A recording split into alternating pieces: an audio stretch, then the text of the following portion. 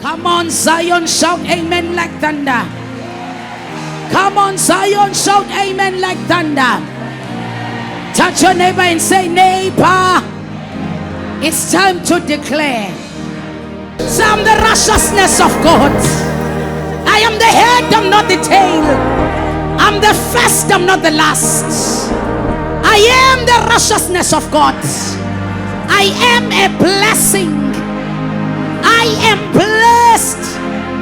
Blessed coming in and blessed going out.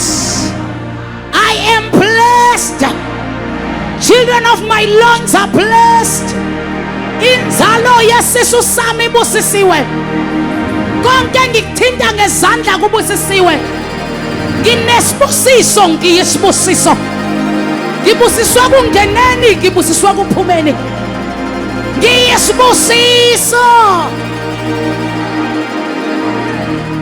Power.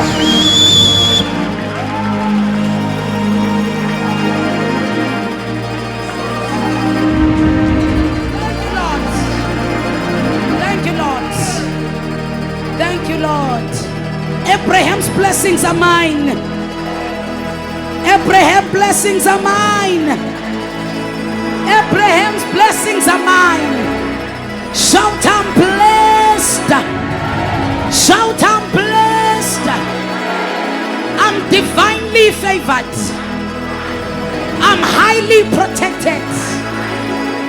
I'm divinely favored. And I'm highly protected.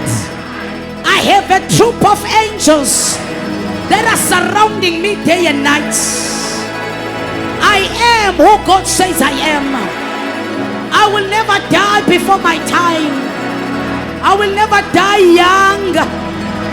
Angeke ngife ngakaqeda ukubusa. Angeke ngife ngakadela ukubusa. Angeke ngife ngakaqeda ibanga lami. Uma sendelile, uma senqedile, ngiyothatha ukuphila kwami ngikubeke ezandleni zikaBaba bese ngiyaphumula. Ngeke ngife ngengozi, ngeke ngife ngesibhamu, ngeke ngife ngesibhamu. Angidubuleki, angigwazeki, angiqekezeleki, angibambeki inkunzi, angihijekeki. Ngeke ngife ngezifo, angithakatheki. Emzimbeni wami kunezimpawu zikaKristu. Emzimbeni wami kunezimpawu zikaKristu.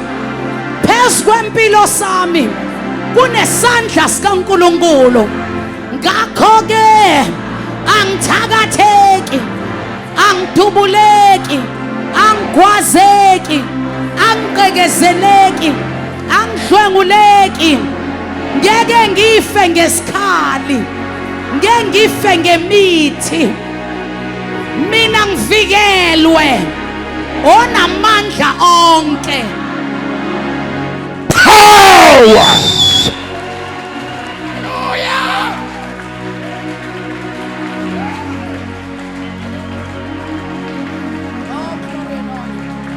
Konke okuhle, konke okuthandekayo, konke okudusekayo, konke okubabazekayo, konke okuthandwayo kunegama lami, ngoba ngidalelwe okuhle, okuhle kuphela. Uma kukubi akusikhona kwami, kodwa uma kukuhle kunegama lami. Konke okuhle kuza kimi, kuza kimi. Because I'm blessed, I command all that is good to find its way, locate me and find me. Employment, promotion, good business turnover, good business turnover, exemptions, bursaries, sponsors, divine helpers, approvals, money money, locate me, find me. I am blessed. I am a kingdom citizen. Power.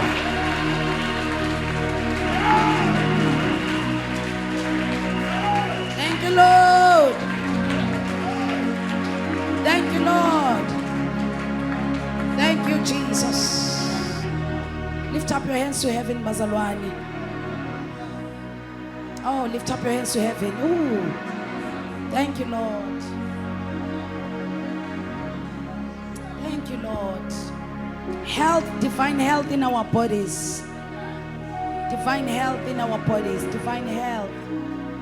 Divine health. Sicknesses die. Fall down and die. Our bodies are the temple of the Lord. Strength, strength in our bodies, strength.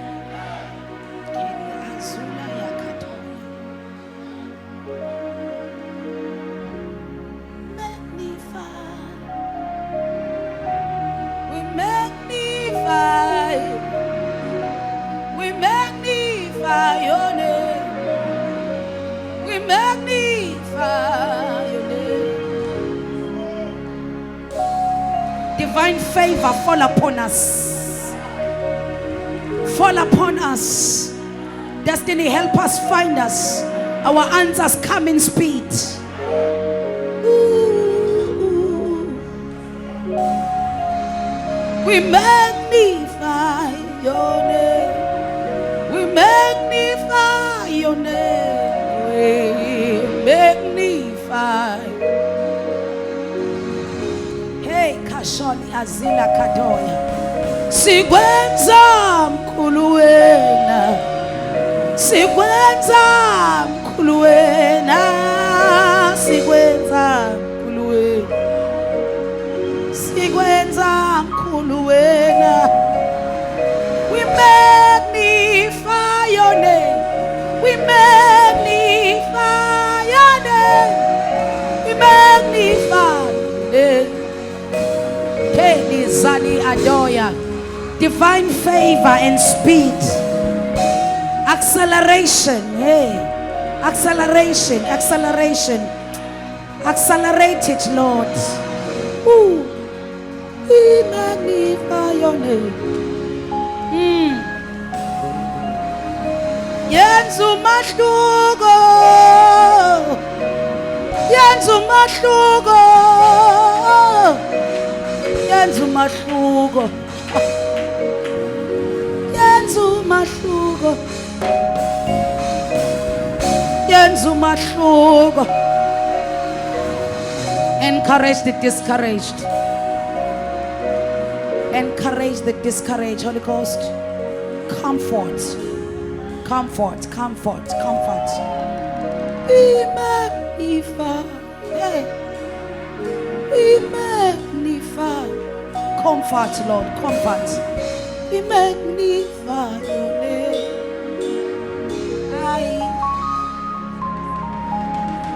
Ooh, we magnify.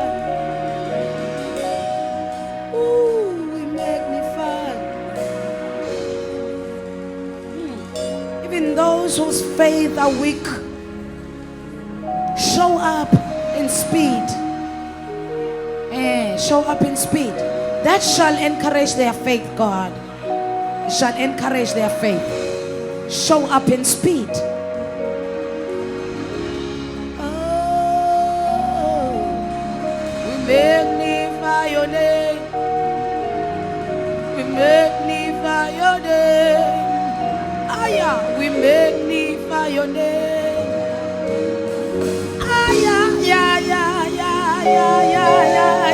We magnify your name. We magnify your name.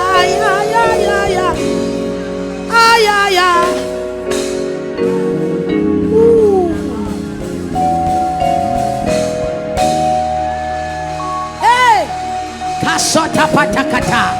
Seli kato patila azia katoya. Keria adoya baseta katela ayakado. Thank you, Lord Jesus. Thank you, Lord Jesus. Thank you, Lord Jesus. Glory and honor to your name. Somebody give him praise. Somebody give him praise. Come on, Zion, you can do better than that. Give him praise, give him praise. You can do something better than that if you are giving him praise. You can worship him with a loud sound, with a clap offering, with your hallelujah, because you are giving him praise. He's worthy. Hallelujah. Praise the Lord. Be seated, Barcelona, in the presence of the Lord. So good to be in his house.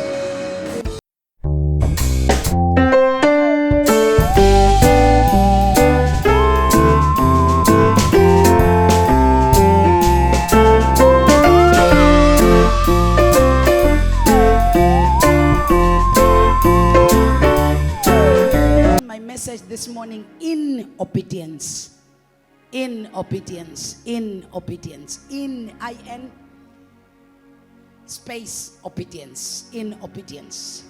Luke 19 verse 29 to verse number 38.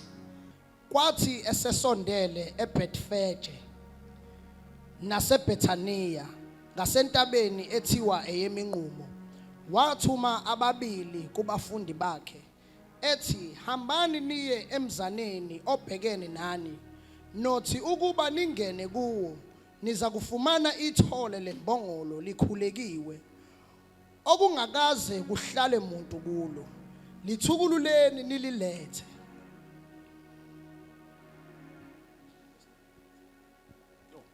Uma umuntu enibuza ethi nilithukulele nani na, anothi inkosi iyalidinga. Is that until verse 38, Mfundisi? That's what I said. Ababethunyiwe bahamba ke bafumana kunjengokusho kwakhe kubo. Kuthe besalithukula ithole, abaninilo bathi kubo, nilithukulelelani na ithole? Bathi inkosi iyalidinga. Base beliletha kuJesu, babeka izingubo zabo phezu kwethole, bamkhwelisa uJesu. Esahamba babendlala izingubo zabo endleleni. Esesondela ekwehleni kwentaba yeminqumo, isixuku sonke sabafundi saqala ukuthokoza nokumdumisa uNkulunkulu ngezwi elikhulu ngemisebenzi yonke yamandla esiyibonileyo, sithi, ubusisiwe umbusi ozayo egameni lenkosi, ukuthula ezulwini nenkazimulo kweliphezulu. Amen. Hallelujah. I want us, Bazalwane, to put our lenses ekuthenini, when God says you shall occupy, and when God says on Thursday, he said, go in and occupy the land. And he says, I have given it all to you. Nikona Bazalwane. So if God says that he has done something, it means there is nothing new that God will make, because he has already made it. Hallelujah. But between you and acquiring what God has already done for you, there is a process. Somebody say process. Let me repeat again. When God says, I have given you the land, it means he won't start again and remake the land for you. It means he has already done it. It is sealed. It is there. But between you and acquiring your land, or occupying your land, or possessing your land, there is something called process. Can we say it? Can we say it? Say process. Say process. most people fail to align themselves with the process. Every end product iqala idlule kwi-process. Angiphinde futhi, most people fail during the time of the process. I said I'll speak about inobedience. So people, akekho umuntu othanda process. Kodwa again, there is no greatness without process. Akekho umuntu enjoy process, but there is no end result without process. What you're wearing today was once in Dwango that went through scissors. It went through the process. Yemshini. It went through the process. Naliti. Most of us, we don't want the process, but we want the end result. And I'm here to tell you today that God, in His sovereignty, He made sure that everything He has made for you, you will access it through process. In other words, ayikho into oyoyithola ungadlulanga kwi-process uNkulunkulu ayibekile yokuthi uyithole. That is not nice. That is not nice. But what I like about God, He makes sure that the process won't be difficult. The process will be easy, but it will be deemed difficult. uNkulunkulu wenza isiqiniseko sokuthi iprocess yokuthi ufike la kumele ufike khona ezintweni zakho noma kwizinto akubekele zona emhlabeni ukudlulisa kwiprocess elula kodwa ebukeka inzima. Ilula ngobani? Uthi uJesu, nina nonke enikhathele nensindwayo, phonselani kimi imthwalo yenu bese nithatha ijoka lami ngoba qedela lilula. So akakwazi uNkulunkulu ukukufica ukhathele usindwa uphonsele kuye maqede naye akunikeza iprocess ibe njani ibe nzima kodwa iba njani. But listen to this. This is the catch. This is why you think it's difficult. It's because awufuna ukuphonsela kuye imithwalo ekusindayo.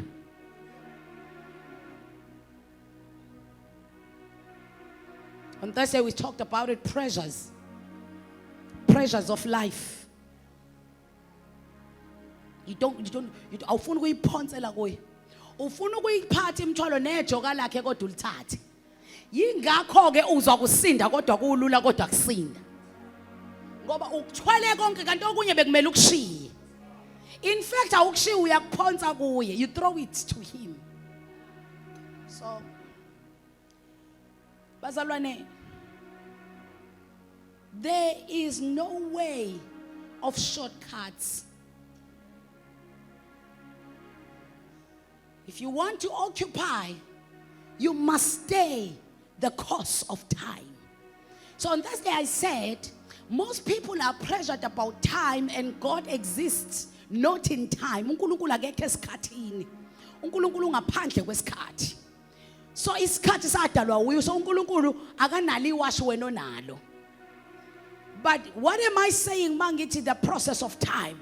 I'm saying uNkulunkulu isikhathi usikala ngeprocess. Ukhona nozongizwa namhlanje? uNkulunkulu nombusa isikhathi akasikali ngewashi nangeminyaka yakho. uNkulunkulu akasikali isikhathi ngokuthi usuna 35 kufanele. Ontanga yakho banjena akasikali kanjalo. uNkulunkulu usikala ngeprocess. Have you gone through the process?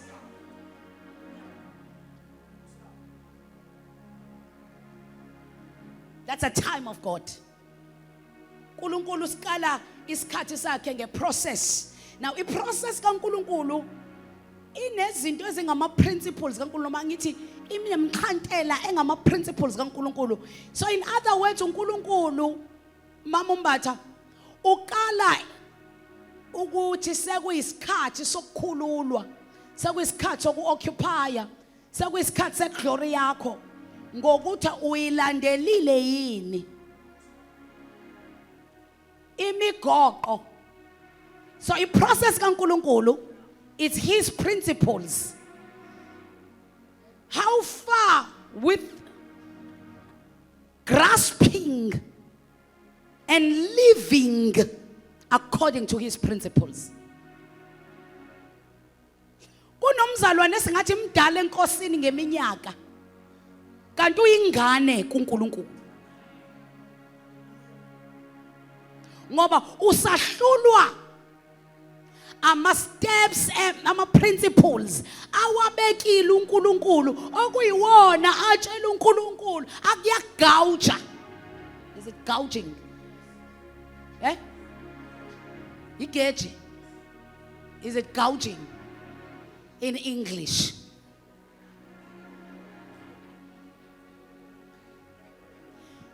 So God gauge you as per how many principles have you or you are able to grasp. Nikhona ngithi bazalwane bami uyaphila yini ngemigoqo ayibekile.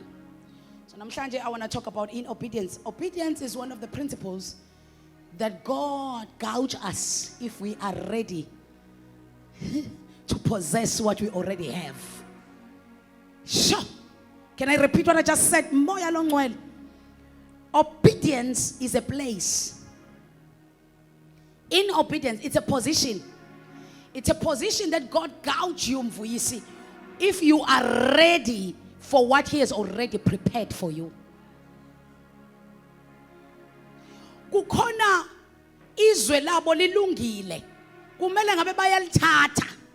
Kodwa mabebhekwa kule ndawo, kule position, because in obedience is a position.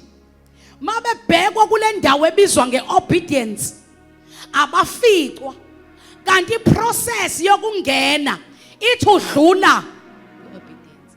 In obedience is also not only a position but it's a place of waiting. Somebody say waiting. I don't mind waiting.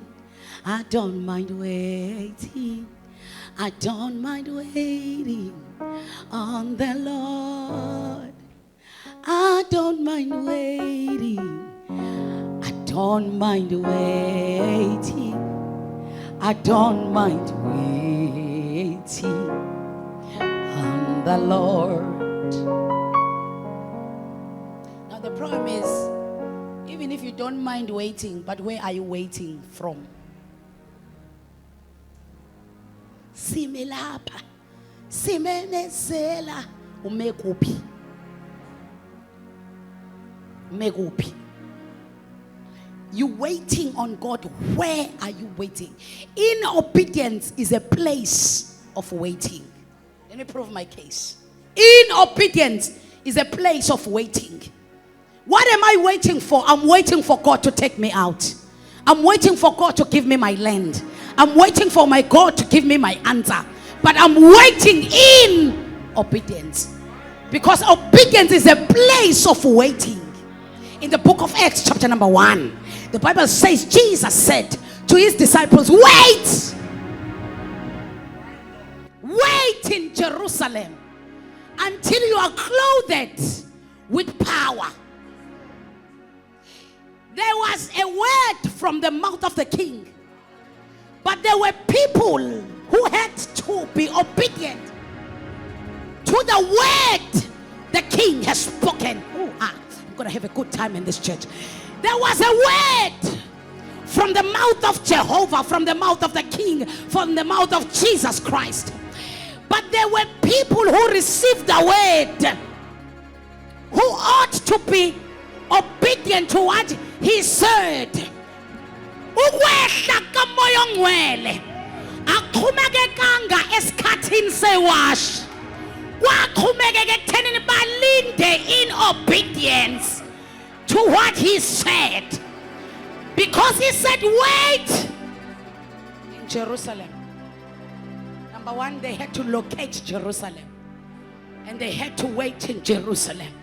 I feel like someone between the disciples and apostles, maybe someone was saying, you know, ngizwa ngishiswa yinto ukuthi nje ngiphume ngiyobatshela nje ngombuso, ngiyobatshela nje ngoJesu ebesihamba naye, ngizwa ngishiswa yinto nje ngizokuthiwa khona abagulayo, kuthi ngiphume ngiyobabeka izandla. Obedience yathi uthi asihlale.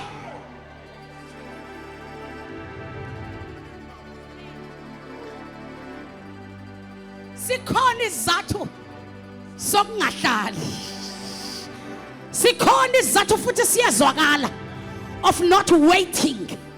Kanti obedience is a place of waiting. Kukhona lento phede yenzeka mabephuma ekamereni eliphezulu sebegwashwe ngamandla kamoya ongcwele. Kuthiwa they turned the cities upside down. There is no turning of the cities before. Obedience is a place of waiting. You want power? Wait in obedience. You want power? Wait in obedience. You want to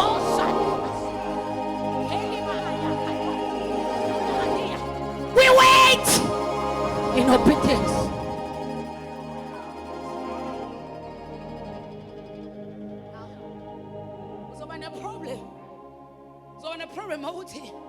It's my time of turning cities upside down ngoba kade ngafika kuJesu. Kanti uJesu ewashini lakhe akabuki ngesikhathi obuka ngaso. Uqalaza abahleli kwi-process ye-obedience. Athi lo esindiswe last year uJesu amnyomula amfica in place of obedience. Asebehashila adikata. We wait in obedience. So when we say we are waiting on God, you've got to check, where are you waiting on God? uNkulunkulu akangiphendula ubumlinde phi nempendulo. Umlinde phi nempendulo. Oh Jesus. Lord Jesus. Oh Lord Jesus. Ngapha nangapha kenza kimi kumile nje wena umiphi. Ulindwa in obedience. Touch your neighbor, say wait in obedience.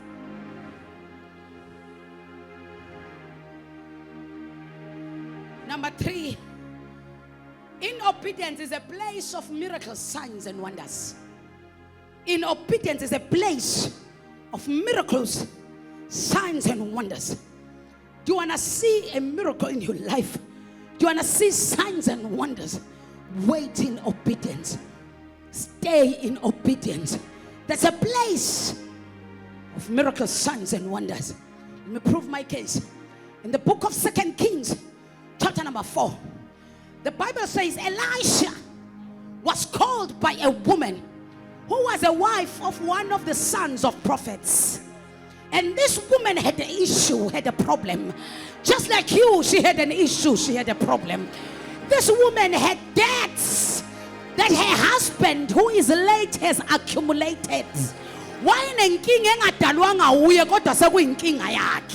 Just like you may have a problem, but you did not create it. Someone did it, but you have inherited that problem.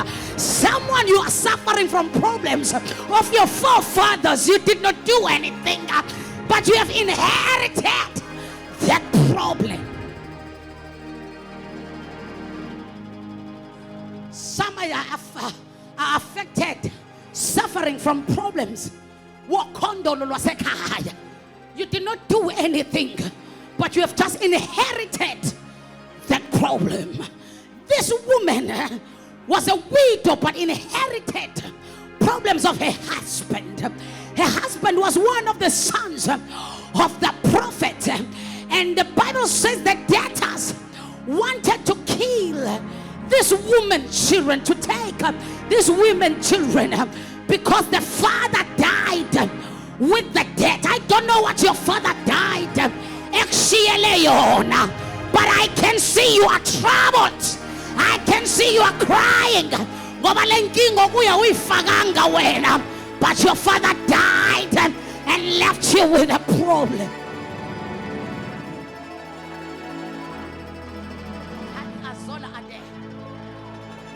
In obedience. In obedience. Yeah. Then the Bible says, hello mama, jamagabona uprofeti uElisha. Wathi kuphila kaJehova umuntu kaNkulunkulu nginenkinga. Wathi nginenkinga. Abasibonke sibakweletayo bakweleta umyeni wami waze wafe bakweleta. Bafuna ukuthatha nabantwana bami.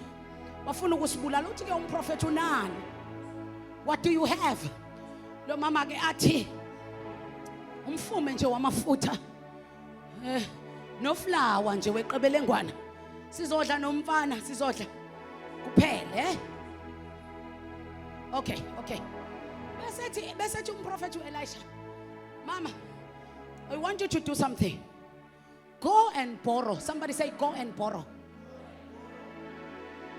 Ufika kanjani pheka umuntu ngise ikweletini? Athi angihambe ngeyikweletini. Athi go and borrow the vessels. Ubuye nawo.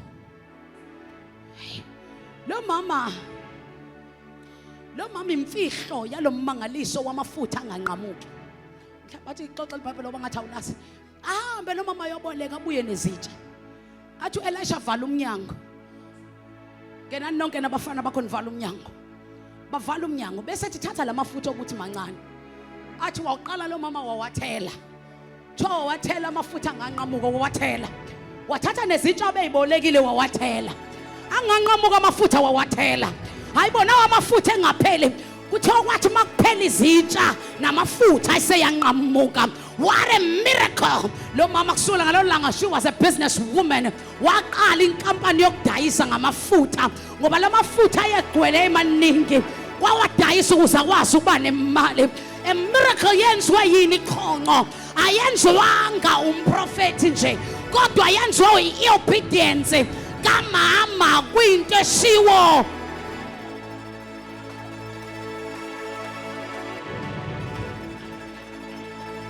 You can go and say uPastor ungiyemeza ngithi uPastor powerful kodwa sengibonile yaza akekho powerful. The problem is not with Elisha. The problem is, can you stay in a place of obedience? If Elisha says go and borrow, you don't have to argue that I'm already in debt, but you do as Elisha is saying. It's a process. It's a process. Now,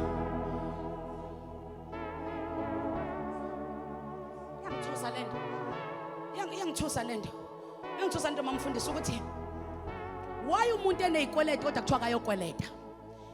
Ingoba kwi place ye obedience mamngcobo athi ngiphendule. Utshelwa into okwaziwayo ukuthi inature yakho ngeke ikwazi ukuyivuma. Angiphinde ngikutshela. Mhla usufakwa kwi process ye obedience wonika umyalelo okwaziwayo ukuthi nature yakho inyama yakho angeke ivume lento. Khona nozongizwa kodwa uyazi ukuthi abantu besifazane, according to what I've heard, abantu besifazane badalwe baba nothando. Yingakho mabebekwa kwi place of obedience abatshela ukuthi bafazi thandana amadodeni. Batshelwa lokho inyama yabo ezobahlula ukwenza. Hey, masufakwa kwi place ye obedience bazalwane bami, inkosi ifika ithi mfazi thobela indoda yakho. Itshela umuntu okwazi ukukhulelwa azale abekethi ingane ebebonda uphuthu. Itshela umuntu multi skilled. Itshela umuntu onamandla. Itshela umuntu ohlakaniphile kuthiwa kodwa thobela.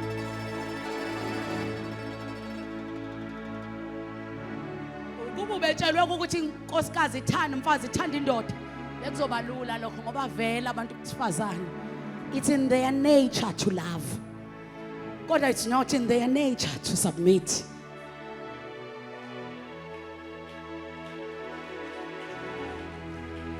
So a place of obedience. Mhla inkosi, mhla uElisha efuna lo mama thola ummangaliso wakhe impendulo yakhe. Elisha had to tell this woman something that is against her reasoning ability. Something that is against her flesh. Ngisho kanjani ukuthi angiyoboleka. Ngiqeda ukukutshela ukuthi ngiseyikweletini and bafuna ukungibulala. Abantu abaningi bahluleka kwiprocess. Izwe kodwa yelabo. Ask your neighbor, are you in obedience? Are you in obedience? I-obedience icheckwa ngey'nto ongacabanga ukuthi zincane. Cansi zincane. And njalo mawucheck i-obedience, inkosi ithuma umuntu wayo.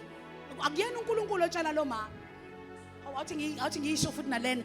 Awuthi ngisho nalena, awuthi ngisho nalena. Awuthi ngisho nalena. Abantu bacabanga ukuthi pheki baba obedient uNkulunkulu mabezwa uNkulunkulu ekhuluma nabo ngevoice elikhulu ngehlile. Mama boleka izitha. Akenze njalo. Athumela uElisha. Elisha uyini? Umprofeti. Indoda yalo mama ife ihamba nabaprofeti. So ukuhamba nabaprofeti akuyibenefit isanga ngoba kuyenze yasaline. So kulethwa lo nama issues naye. Kanti kuzocheckwa, can you be in a place of obedience?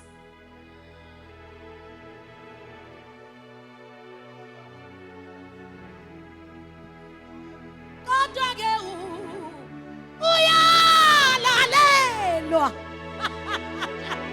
uNkulunkulu.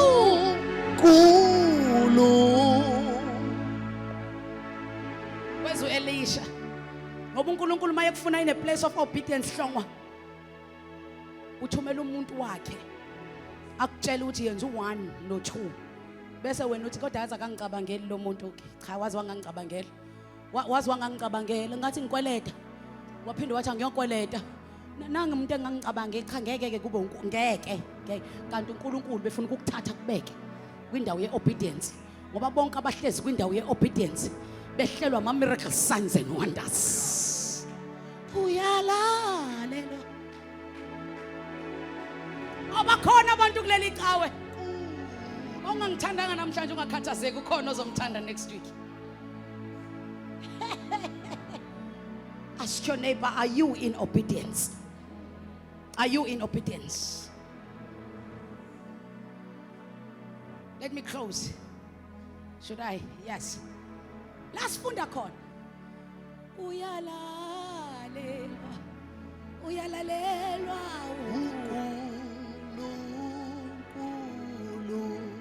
In a place of obedience, akayishintshe command yokuthi give, it shall be given back to you. Akayishintshe leyo command.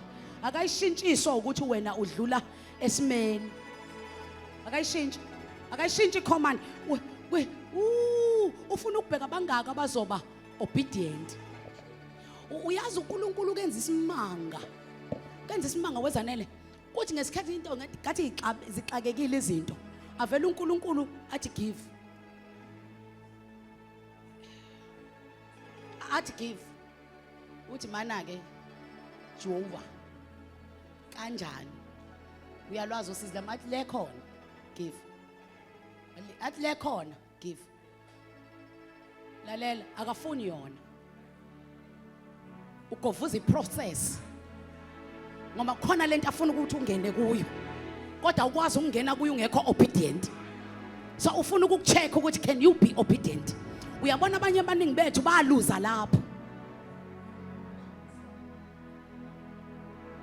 Izolo uyalongcwele. uNkulunkulu uyalitesta njalo izwi. Uyangitesta ngezwe ngizolishumayela njalo. Njalo uNkulunkulu uyangitesta. Uyangitesta ngezwe ngizolishumayela. Qala ngishumayeze bese uyangitesta ngani. nami bese ngiyanishumayeza bese yanitesta ngalo njengoba ngilishumayela nje nizotestwa ngalo kodwa ke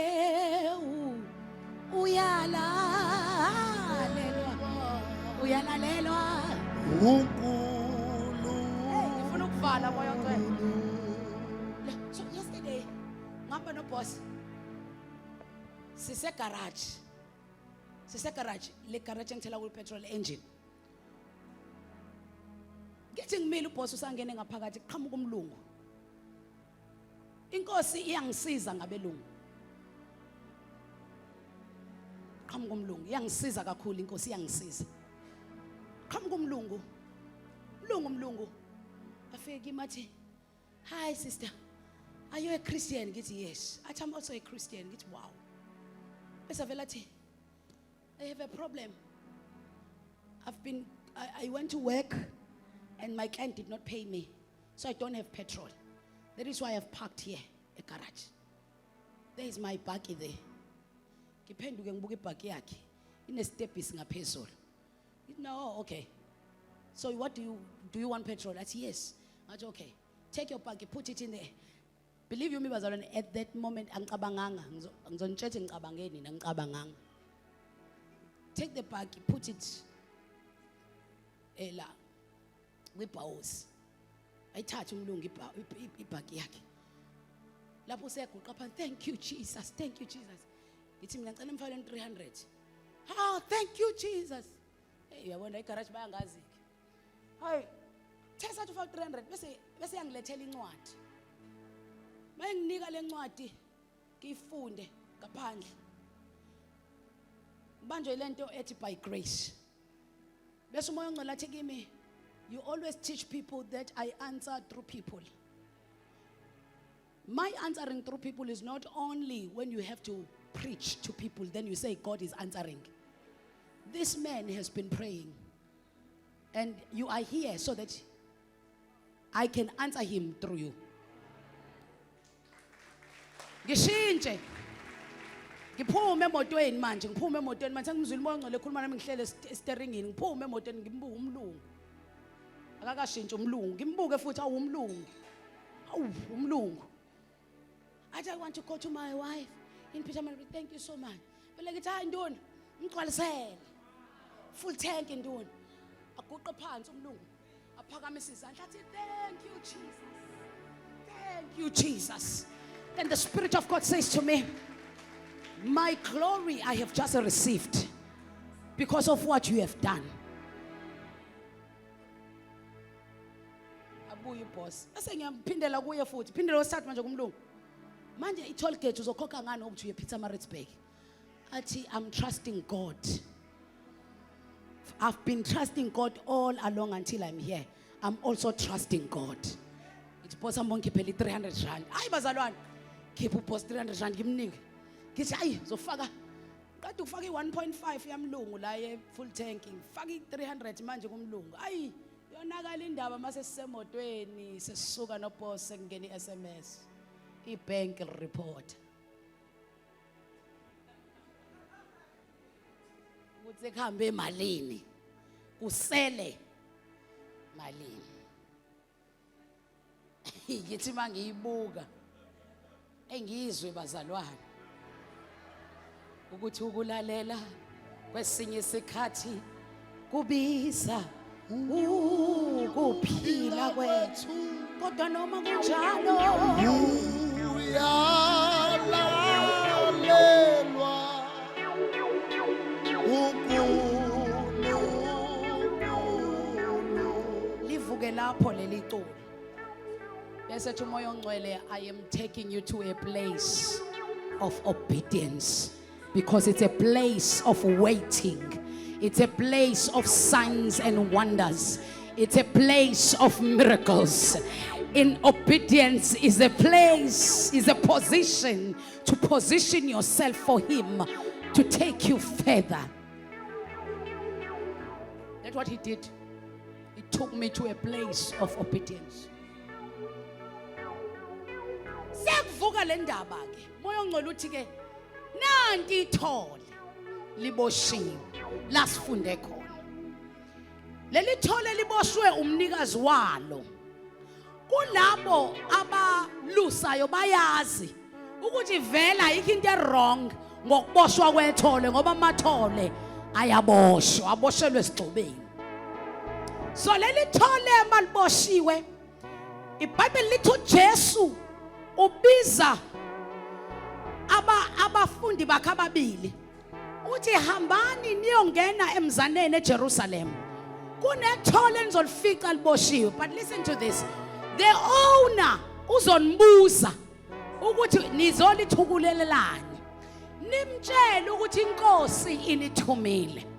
Why leli thole? Number 1, ithole liboshwe iowner, lahlala la umnikazi walo elishiye khona. Into eyenza leli thole li-attract uJesu i-obedience yethole kwi-owner yethole.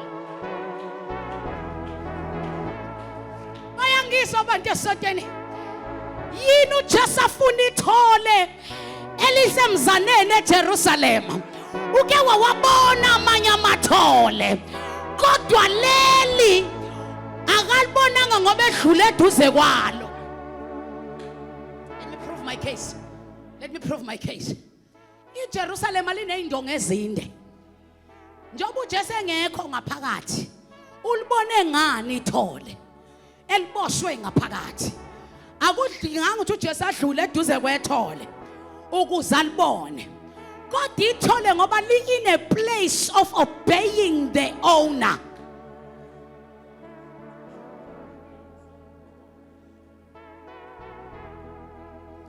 I-owner ibeka ithole yalibophela esigcobeni.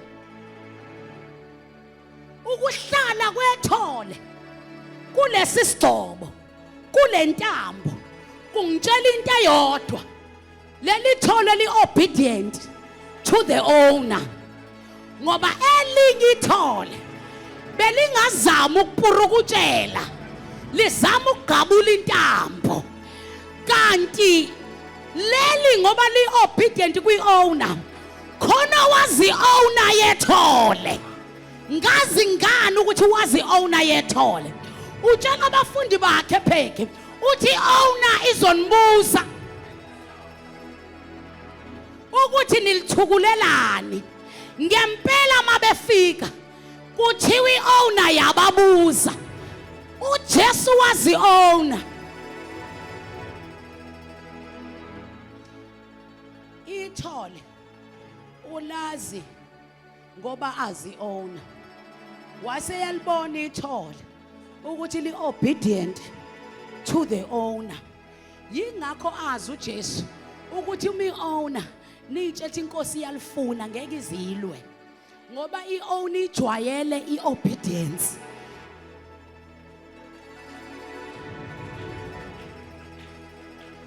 Yini eyenza i-owner abafowethu ingalwi nabantu abathi inkosi yalifuna? Inkosi yaphi lona le? Kanjani ngethole lami? Yingoba i-owner lento yoku-obeya ibone kuyithole layo, li-obeya i-owner. So ne-owner umizwa kuthiwa khona omkhulu kunayo ofuna ithole kumele i-obeye.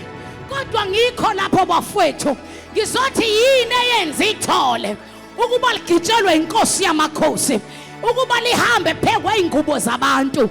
Yini eyenza ithole likade liboshiwe ukuthi kumenyezwe kuthiwe hosana kulo?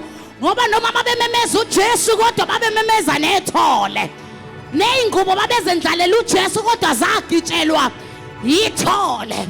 Yini eyenza ithole to occupy that space? Obedience to its master.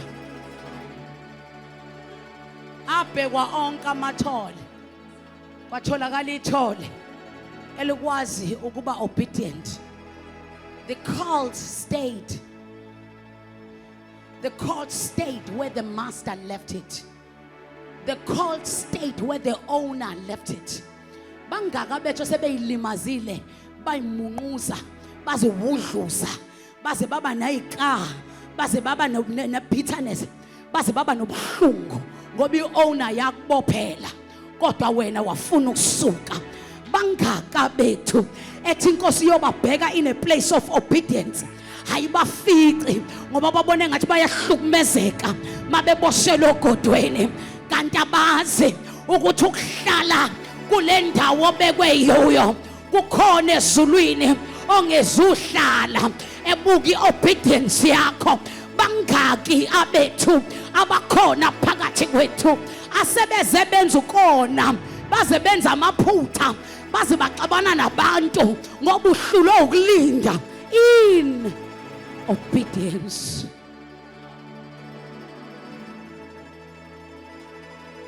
Lelithola likakaze libuke isikhathi lithi isikhathi siyangishiya kodwa ngiboshelwe. Lelithola lishonga ukuthi manje isikhathi ukuthi ngiyokudla utshani obuhlaza ngeke ngikwazi ukuhlala la ngilinde iowner. Lelithole lathi ngoba ngibekwe la ngizohlala la. Bangaka uNkulunkulu akhulume nabo ngezinto but they never did them. Bazalwane bami, we are going to April ne inkosi yathi kithi kuleli bandla because we are given a fine print for every process. There is a fine print of this house. Inkosi eyikhulume nathi yasifundisa kabanzi last year yathi njalo mangabe uNkulunkulu enikela ngendodana yakhe nguKristu Jesu the first fruit of his firstborns, we must also take the first fruit and give it. How many of us are already prepared that April is my month of sacrifice? I will take my first fruit and give it to the Lord because that's my place of obedience. How many of us are baboshelwe njengalelo tho?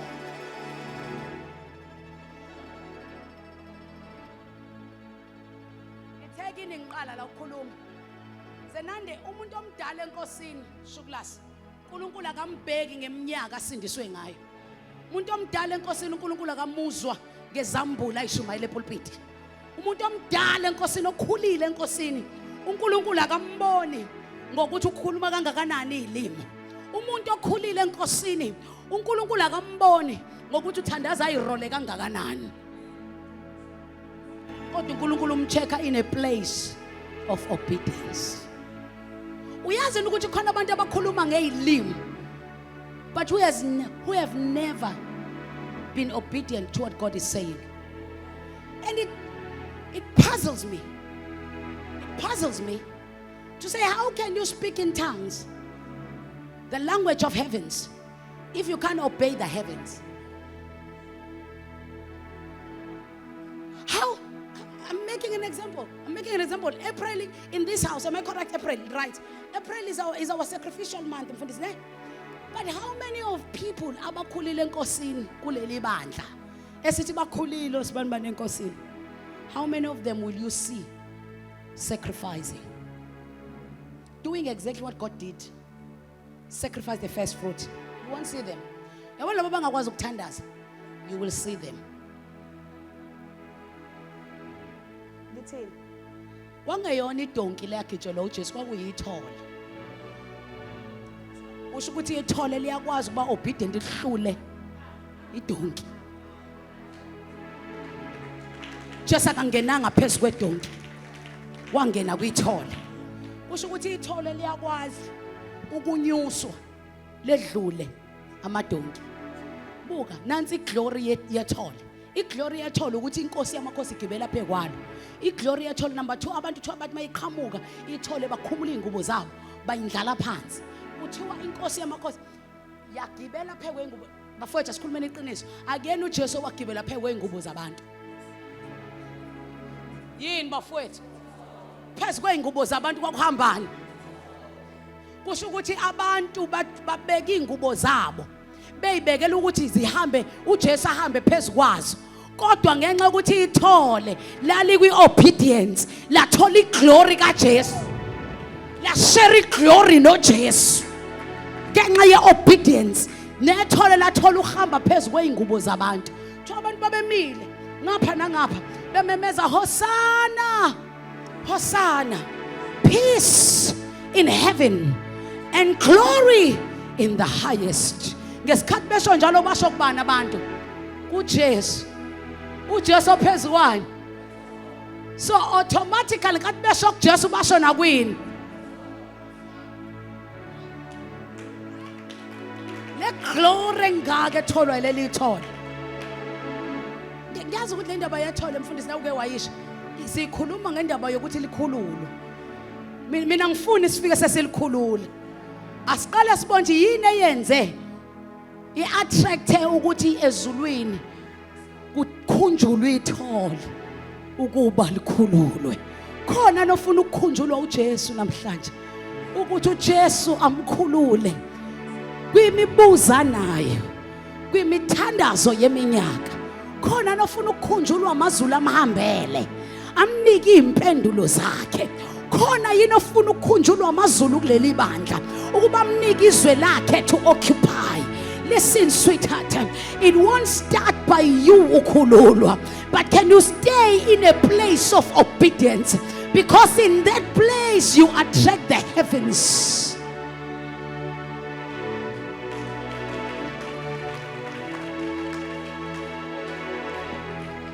Umukuleyo ndawo wenze ezulwini bahluleke. Wenze ezulwini bahluleke ukuthi sizomziba kanjani lo.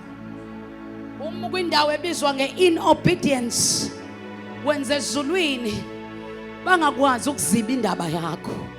Uma kwindawo ebizwa ngeInobedience wenze ezulwini bayisheshise indaba yakho. As I close, point lam lokugcina, a person who is in obedience,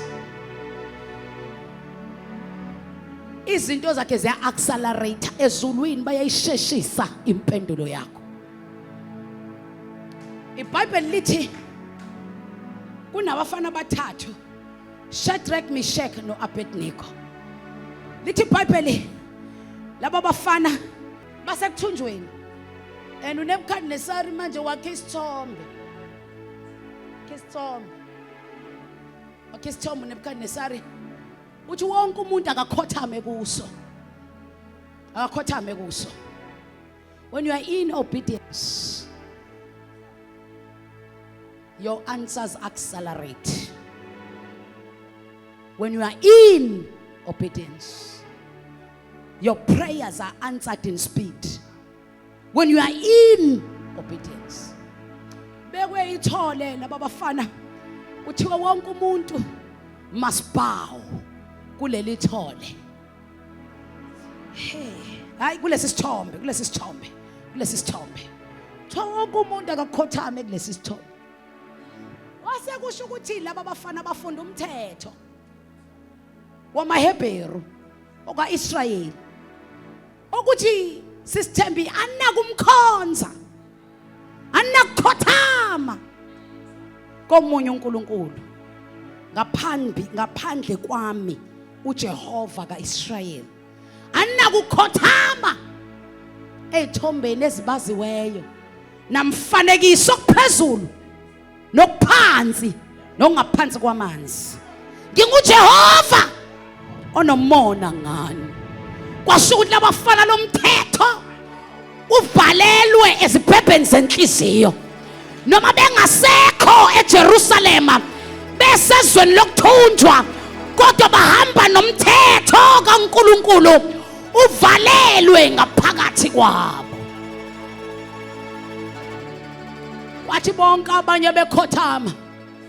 I want to believe that others ababephunjwe nabo bakhothama. Babezobonakala ngani laba bobathathu ukuthi abakhothamanga? Kodwa shothi nabanye bakhothama. Kwasho ukuthi lo muntu onomthetho ovalelwe kuye, kuthi noma abanye bangenza, noma abanye bangasuka kwiobedience, kodwa mina ngizohlala. I'll be obedient to God. And my being obedient, angibheki ukuthi others are doing it or not, but it's about me and my God.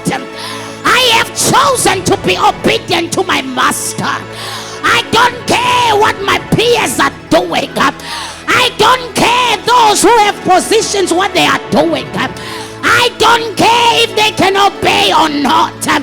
It's my choice to obey the Lord. I stay in obedience. When I stay in obedience, I don't obey because my friend obeys. In fact, the higher level Mamnobo, of obedience is when you don't obey because your spouse obey. Abraham athatha ingane yakho unyukele naye entabeni. Hayi lengane ngizali ngedwa ngizala noSara. But uSara ngizokubuza lutho kuye because i-obedience, a place of obedience ifuna mina myself and ayifuni ngisho uSara, ayifuni ngisho uspouse wami, ifuna mina. Lento yensindiso ingawe. Can you obey the Lord? Ngabe ngiyam-obey uNkulunkulu manje inkinga umyeni wami akam-obey. There are no excuses when it comes to the obedience. This is a place of the process. And the process is about you. It's not about your spouse. Highest level of obedience. Sara ngimxoxela uthi ngiyuka nengane. Shakata patakata. Sela hatakapata. Wula katapa yakata. Nkosi khulume nami. Ngizoyenza mina lento ngoba inkosi ngiyizwile. Ithi I must go and sacrifice. Therefore I will go and sacrifice. I want to ask Kusar. In fact, the highest level of sacrifice. Ithi ngeke ngibuze ngisho uIsaac. Ithi ngeke ngibuze ngisho umntanami. Ngeke ngibuze uIsaac ukuthi uyavumani ukuba ngikhuphukele naye. Ingakho uIsaac noma ngangibuza endleleni athi baba nazi izinkuni. Baba nazi upho umhlatshelo. uIsaac ngeke ngimphendule ngokumtshela ukuthi uyu umhlatshelo. Kodwa ngizamtshela ukuthi kufanele nami siyakhuphuka. Sayakhonza inkosi sawehla. Touch your neighbor and ask them, are you in a place of obedience? Are you in obedience? Are you in obedience? Usabuza uIsaac. Khona mama ngoba ukuthi mangimele bakhokha kwasho baqala babuza imali yabo. Baqala babuza imali yabo nje ngakusala. Ithi imali yabo hayibo hamba uyongikhokhela ka14, hamba uyongikhokha ka14. Athi ngcono ngamane ngibe obedient ku14 kunokuba ngibe obedient kuNkulunkulu. Uyalalelwa. Shikata baya. Uso mandla. Yebo. Noma isimo singavumi.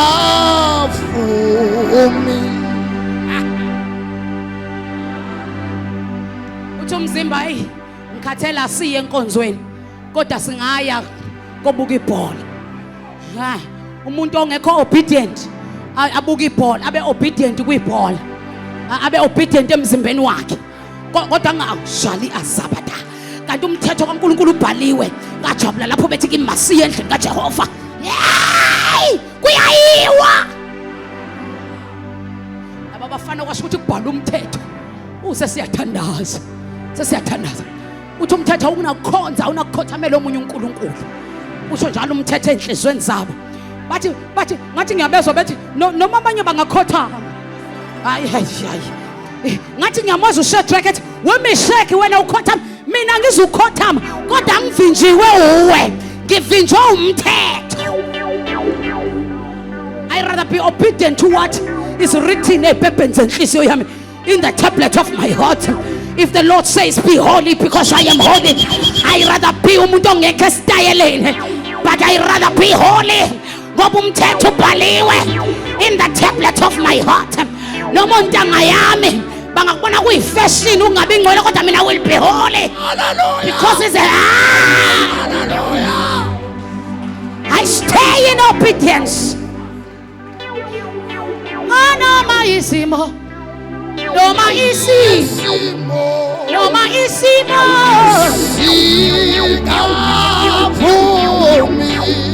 Umthetho ubhaliwe in the tablet of my heart that I shall not bow.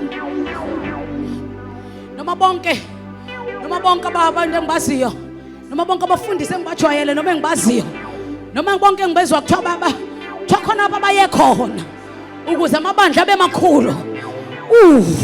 lo mthetho ubhalike kimi. Anginandaba ukuthi bona benzane. I don't care ukuthi bona bayabhawa. Lo mthetho is in the tablet of my heart. Amadolama wayena khothama ey'godlweni zenyanga. Amadolama wana khothama. Noma isimo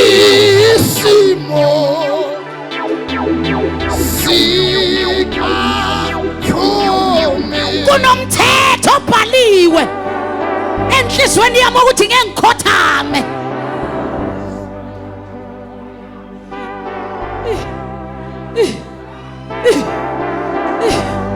I will not bow.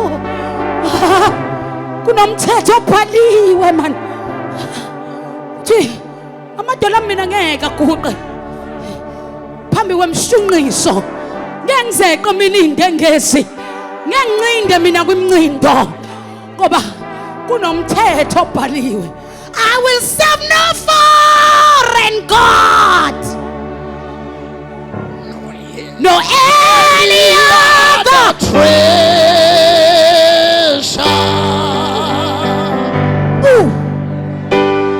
For you are my heart. Shali azuna ya kadabadaya. The spirit without measure. Kunomthetho obhaliwe ukuthi only unto your name. Only unto your name. I will bring my sacrifice. Noma ngayistayela ukuthi uzibandla ulibambe likhule libe njanjanjani khona umthandazo kuyiwa kuye noma ngabeke khona sebengithuka becabanga ukuthi ngiyakwenza ngoba ukhona okhothama ekhothamiswa ukuthi vele sebeze bathi mina ngeke. Kunomthetho obhaliwe. Laba abafana basho njalo bathi kunomthetho ukuthi asinakukhothama. Wathiwa ke na umlilo uzobaswa kasikhombisa. Makubasa umlilo wengcobo kasikhombisa. Isho lento wemfundisi ukuthi noma abazalwane bangakushiya noma ke wena igwilingeze zafika esontweni lakho lezi kuthiwa iningana amamiliyoni noma ke wena bangayeka ngisho ukunikela labo nabo umlilo nje uphindwa kasikhombisa kodwa ungakhothami mfowethu ungakhothami ungakhothami. Stay in obedience. Stay in obedience. Stay in obedience. Bahlala laba bafana in obedience. Bathi abantu bathiwa ngeke laba banamanje abakhothama bathatheni nibafake izimo zempilo noma ngabe sowuyibona sezikufaka emlilweni ungakhothami. Stay. Stay. Stay. Stay. Stay. Stay. Stay. Stay. Stay. In obedience. Iphuzu lami lokuvala lithi when you are in obedience it accelerates your answers. Wathi uNkulunkulu ebuka ezulwini ebona abafana bathathu bafakwe emlilweni wabiza icommittee ephuthumayo wathi Jesu sondelani moya ongcwele sondelani uthathu bezulu sasondela uNkulunkulu Baba uNkulunkulu Ndodana uNkulunkulu Moya Ongcwele waqala uNkulunkulu Baba wathi lalani yababona abafana bafakwa emlilweni manje kodwa they are still in obedience. Bathi abanandaba nomlilo. Impendulo yabafana nizwileni ithe noma engasikhiphanga kodwa kuyosala kwazeka. Sasihlale kwi-obedience sihlale sihlale kwazeke. We are in obedience ukuze kusale kwazeke ukuthi khona abanqaba ukukhothama. athi uNkulunkulu Jesu, come here my son, I know ukuthi wena emhlabeni uyofika njengokuprofetha kukaIsaya ukuthi umntwana nimzalelwe niphiwe indodana umbuso yoba semahlombayo. Ngiyazi ukuthi wena uyofika njengokuprofetha kukaIsaya ukuthi intombi iyawukhulelwa izale, kodwa asisazukwazi ukulinda iprocess ka9 months manje, because there are men who are in obedience, there are men who are in asikwazi ke ukulinda process ka9 months neka Maria yokuthi sithole ivirgin, ngoba ivirgin lalingakatholakali ngaleso sikhathi elizokhulelwa.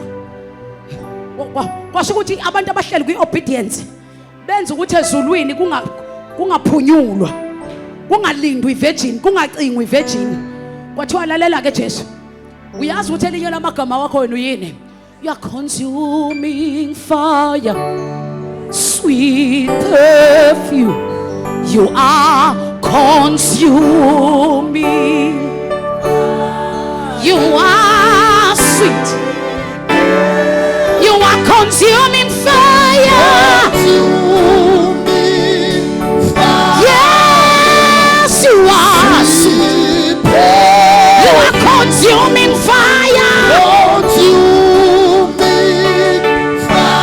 Yes, you are sweet. What you are consuming fire. Laba bafana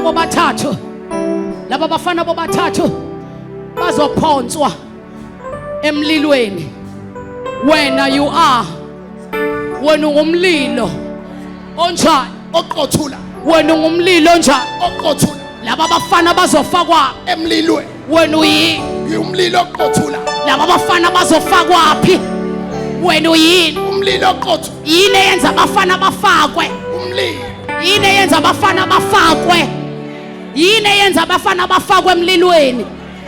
Yini eyenza abafana bafakwe emlilweni? Akhotha. Yini eyenza abafana bafakwe? Commitment. Yini eyenza abafana bangafakwe emlilweni? Ukungakhotha. Yini eyenza abafana bangafakwe emlilweni? Obedience. Obedience. Consuming fire. Into eyenza abafana bangafakwa i-obedience. They are obedient to what the scripture has said. Nikhona ngithi bazalwane. So, wena ke njengomlilo oqothulayo, ngiyazi ukuthi kumele wehle in the New Testament, and we are still in the Old. Laba bafana, they are in the Old Testament according incwadi kaDaniel. Wena uzokwehla in the New Testament, kodwa i-obedience yalaba sebezofakwa emlilweni isenza sihluleke ukuhlala nawe manje la. Ake wehle as the consuming fire, uyongena la beyofakwa khona. Nawo umlilo mabethi bayafakwa, usengene eqala u-consuming fire, wafike waqothula amandla omlilo, sebebonakala emlilweni, bayahamba benza njani emlilweni? Consuming fire.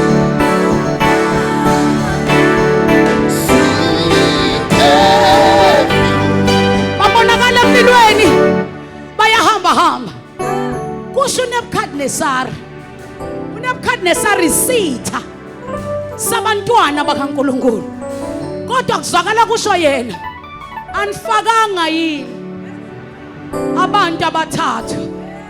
Kukhona owesine engimbonayo, futhi lona ngimbona. Lalela uthi Nebukadnesari uthi uyindodana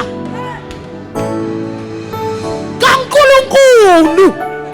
Kutestifya isitha sithi lona uhamba nendodana kaNkulunkulu, umuntu we-obedience. Ngisho izitha zakho, they will testify, sithi mkhulu ngakuwe. ngisho izitha zakho will testify. Uma uhlala in obedience, izitha zakho zozwakala sithi mkhulu ongakuwe, zothi ongakuwe.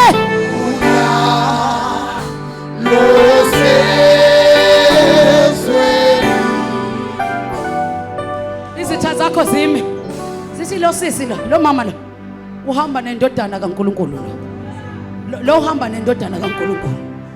Kusho abantu ade bekubasela imlilo bethi lo uhamba nendodana kaNkuluNkulu. Kusho abantu bebecabanga ukuthi uzophela wangaphela bathi lo uhamba nendodana kaNkuluNkulu. Kusho abantu bebecabanga ukuthi usufile wena manje wangafa bethi lo uhamba nendodana kaNkuluNkulu. Mkhulu mkhulu mkhulu angakuwe Jesus.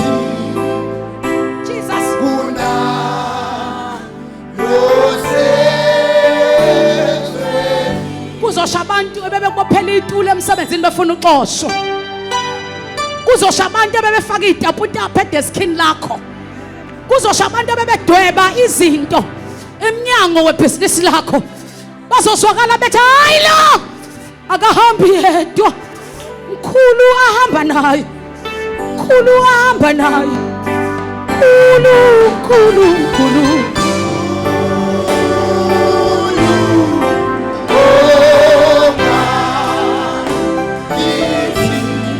Yebo Jesu.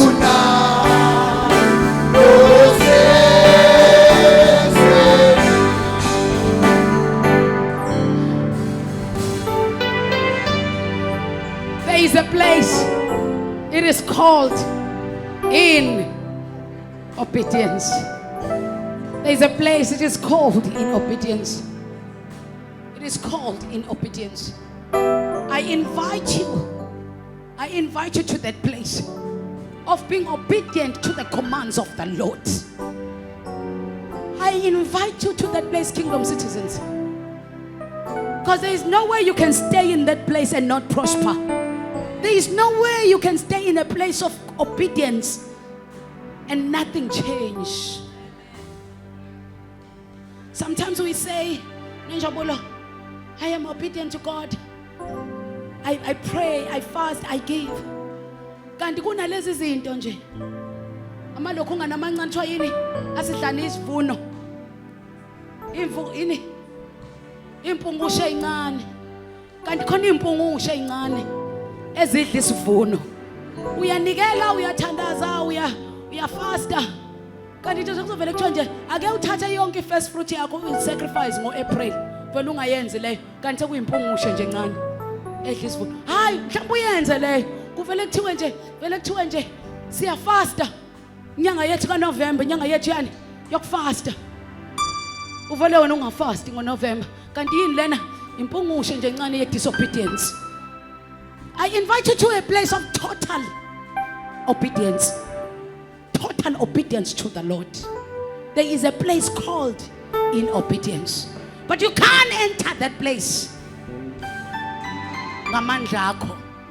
Number one, kumele uwamukele uJesu njengenkosi nomsindisi. Mhlawumbe let me help someone. You are here, we are esontweni, kodwa akakazi umamukele uJesu. Ngiyacela nje ukuthi la ukhona, phakamisa isandla sakho, usiphakamisele phezulu. Na umusa naluthando. Nangu lo Jesu. Uyakuthanda, cela umthathe namhlanje. Uyaye esontweni, kodwa akakazi umamukele uJesu. Awamukeli isonto, wamukela nje uJesu njengenkosi yakho nomsindisi wakho. Ukhona yini osho njalo? Cela uphakamisa isandla sakho saka right, siphamise kakhulu. Nawo musa naluthando. Cela usipho ungabe nandaba nomunye umuntu. This is about you. Nango Jesu mthathe nawo musa